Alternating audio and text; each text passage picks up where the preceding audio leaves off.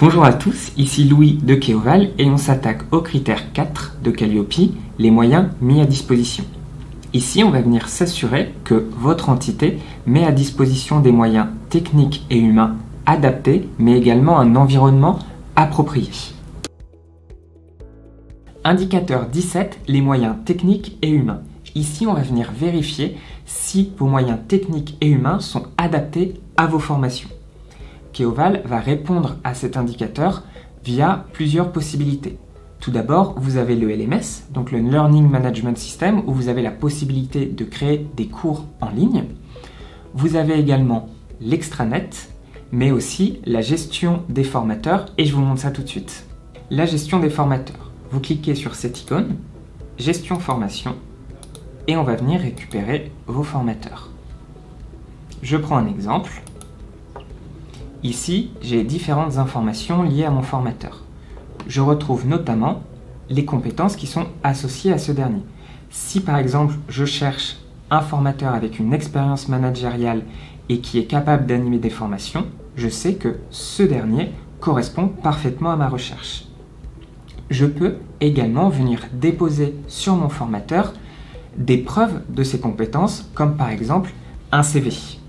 Pour ça, je retrouve ici mon onglet Documents et je peux venir y déposer toutes les pièces de mon formateur. Je retrouve notamment ici son CV pour prouver que ce dernier a bien les compétences nécessaires pour animer sa formation. Indicateur 18, coordination des acteurs.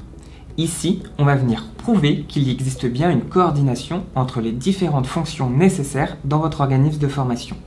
Keoval vous aide sur plusieurs points, notamment la gestion électronique des documents dans le stage, où là je vais pouvoir savoir si mes différentes conventions ont été éditées ou non, mais également ce qu'on appelle les historiques et la timeline. On regarde ça. Pour ces historiques et ces timelines, on va aller dans nos formations. Donc, on se souvient, gestion des formations, gestion des stages, formation intra ou inter. Je prends ma carte et je rentre dans le détail. Ici, dans ma timeline, on remarque tout ce qui a été fait sur ce stage.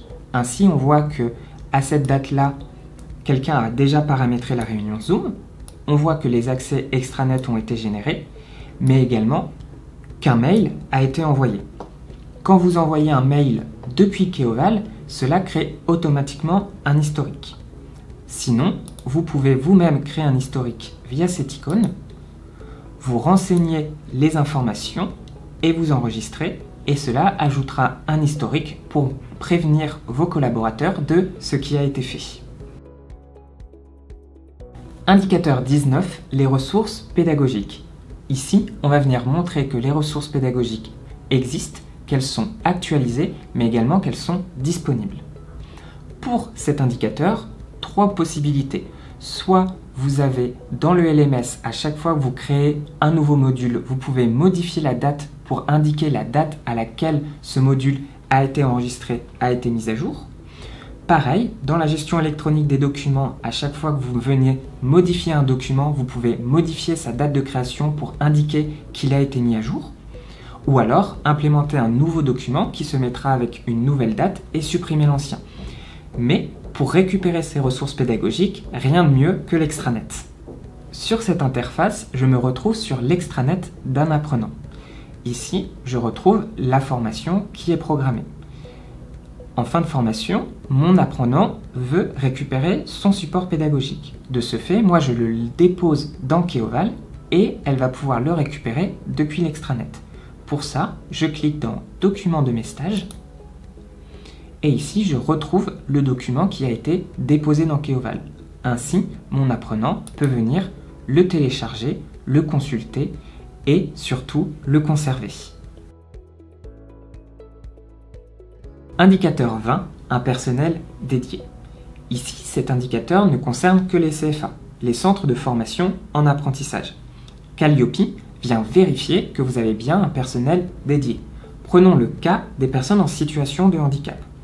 En interne, il faudra nommer et former un référent handicap et vous pourrez indiquer dans vos fiches produits du catalogue ses coordonnées, Comme ça, si jamais vous avez un stagiaire en situation de handicap, il pourra contacter directement ce référent pour avoir plus d'informations et savoir si son handicap lui permet de suivre cette formation. On en a terminé avec ce critère numéro 4. J'espère que vous avez appris des choses. N'oubliez pas de vous abonner, laissez un commentaire si vous avez des questions, likez cette vidéo et on se retrouve très vite pour le critère numéro 5.